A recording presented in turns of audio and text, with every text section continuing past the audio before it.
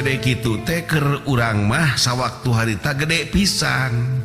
Mun ku ayeuna mah 750.000 harga motor teh sekitar kana 7.500.000. Teuing geus kieu mah. Atuh katebus 480.000 meureunnan lapur eta kendaraan teh. Ya mudah-mudahan sing aya we teu Pak rezekina. Insyaallah we abdi widian bade berjuang milarian carana abdi pikeun nebus eta kendaraan. Teu kabayang ku bapa euy. Duit sagede kitu ti mana sia keur nebus eta kendaraan. Aing kudu ngajual naon atuh keur nebusna sia. Nya izinanna abdi Pak. Mak abdi izinan. Aya izin Gusti Nu Maha Suci. Abdi teu nemu jeung rezeki pikeun tebus motor. Abdi ngagaduhan salah saeji kayakinan. Naon usah disereskeun ku apa sareng ku maka abdi di kapungkur abdi Nejo Alit. Di mana wae urang berusaha pasti aya hasilna. Sareng urang kadang nganyahokeun takdir surah apa sareng mah oge. Mulai motor tos takdir abdi pasti kapemilik deui ku abdi. Hapunten pisan abdi teu tiasa ngajaga amanah bapa. Geus kitu menjadi bapa bingung kacida nyingareupan ieu mang pirang-pirang perkara.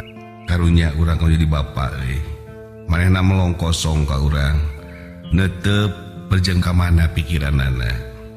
Geus kitu menjadi bapa ngaleos tur ta inumpuk nyarita. Kan bae tong jadi pikiran ujang. Ya manuhun pisan. Widian we abdi sing aya milik.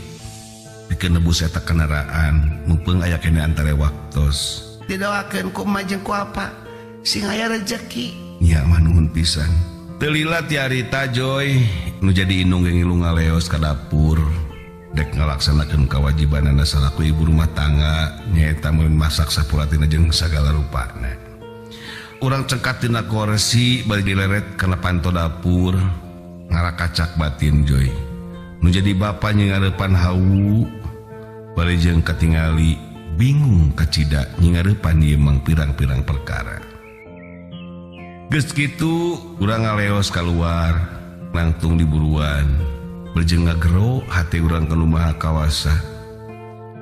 Menta-menta ka Nu Maha Suci Allah Azza wa Jalla kudu ka mana ieu lengkah suku pikeun nohonan janji anu geus pasini jeung si abang pikeun nebus eta kendaraan.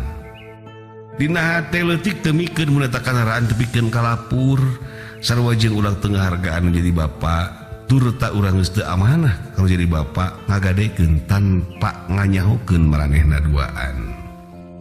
Langit katingali poek pisan. Bulan nu sakumaha biasa nemongan dina waktu eta mah teu katingali. Angin ngedalingding semut tiis. Urang diuk dina luhureun bangku di buruan. Bari jeung kosong pikiran, bingung pikiran. Naon nu kudu dipilampah ku urang.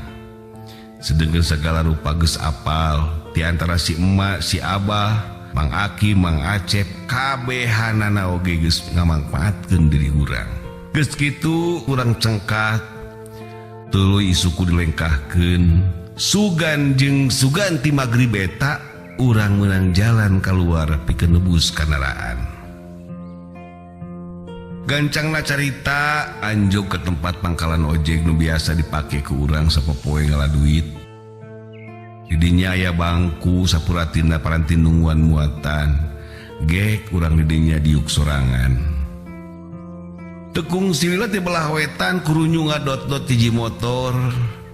Dileret ku urang diteuteup ku urang asa wawu eta kendaraan kana lampuna. Sing horeng si mana horeng geuningan kendaraan urang pisan dipake ku si abang. Ngarakacak batin Joy dina waktu eta urang. Ningali eta kendaraan teh dipake muatan karung mun sakitu lobana. Sedengkeun ku urang mah eta kendaraan teh can pernah dipake babawa sakitu lobana. Ngaran-ngaran anu kakarek ngabogaan kendaraan model urang Joy. Ngaran-ngaran kakarek ngabogaan hiji banda. Nyeri batin ningali kendaraan dipake batur bari jeung teu munasabah babawaanana.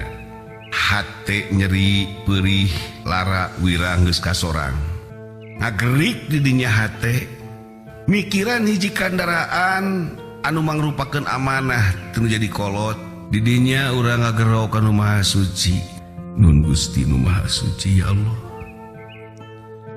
paparinkeun jalan kaluar tina ieu kahirupan abdi Gusti.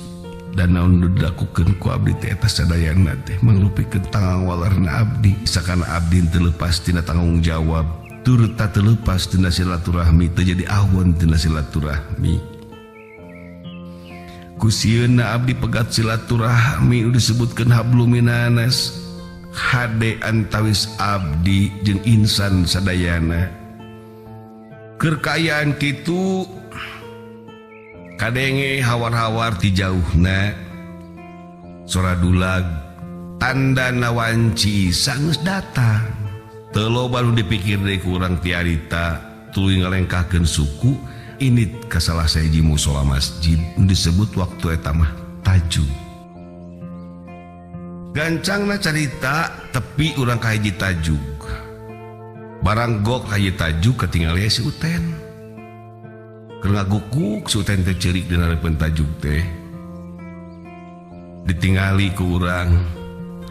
Kunaon eta si Uten tepikeun ka ngagukuk ceurik kitu naon persoalan jeung naon masalahna. Nya disampeurkeun ku urang di deukeutan si Uten teh. Ieu ceuk urang Joy. Ten. Uten.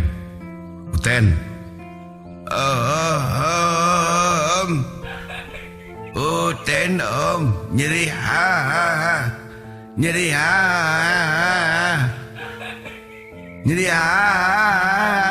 naon nyeri naon atuh nu puguna Ten?